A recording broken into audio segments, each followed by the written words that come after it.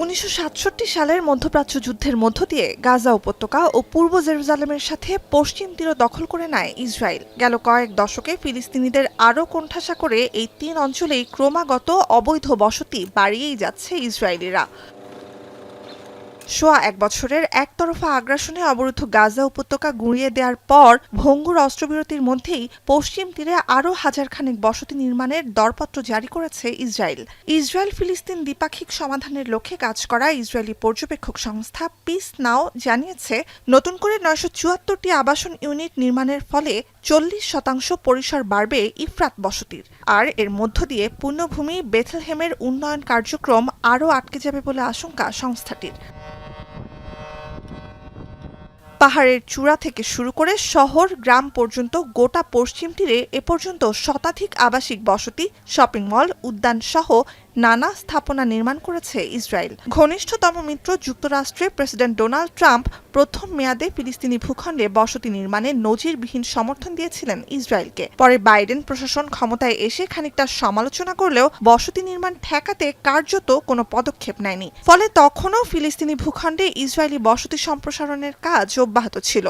দ্বিতীয় মেয়াদে ট্রাম্প ক্ষমতায় ফেরার পর থেকেই গাজা সহ সব অঞ্চলে নতুন উদ্যমে ফিলিস্তিনিদের দমনপীড়ন কার্যক্রম এগিয়ে নিচ্ছে নেতানিয়াহু প্রশাসন। In the process, he wanted to basically ethnically cleanse the 2 million people, the 2 million plus inhabitants of Gaza, send them to different countries, neighboring countries and distant countries, as far as he mentioned Indonesia and Albania and others, without the right to return. Then he toned down once he realized that the term buying doesn't make sense. I mean, after all, who owns Gaza and who do you buy it from? Israeli আগ্রাসনে মাটির সাথে মিশে গিয়েও মাথা নত করতে নারাজ গাজার বাসিন্দারা। লাখো স্বজনের শেষ আশ্রয় যে মাটিতে, কিছুতেই তা ছেড়ে যাবেন না ফিলিস্তিনিরা। এত কিছুর পরও গাজার অধিকার না পেয়ে যেন আরও মরিয়া ইসরায়েল। দখলদারদের বসতি সম্প্রসারণের মাধ্যমে নতুন করে পশ্চিম তীর আর বেথলেহেমের ফিলিস্তিনি বাসিন্দাদেরও খেপিয়ে তুলতে চাইছেন প্রধানমন্ত্রী বেনয়ামিন নেতানিয়াহুর সরকার, এমনটাও মত অনেকের।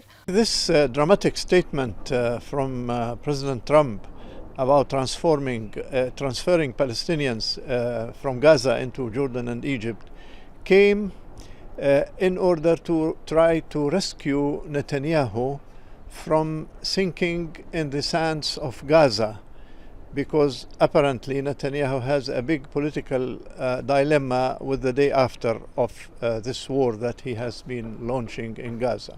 অবরুদ্ধ পশ্চিম তীরে ইসরায়েলি সামরিক শাসনের অধীনে বাস করছে প্রায় 30 লাখ ফিলিস্তিনি। বসতি রয়েছে 5 লাখের বেশি ইসরায়েলি নাগরিকত্বধারী ইহুদি দখলদারদেরও।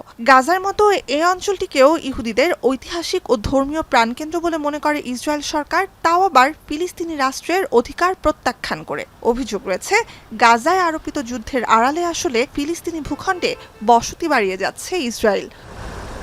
নুজহাত কামাল, এখন বিশ্ব।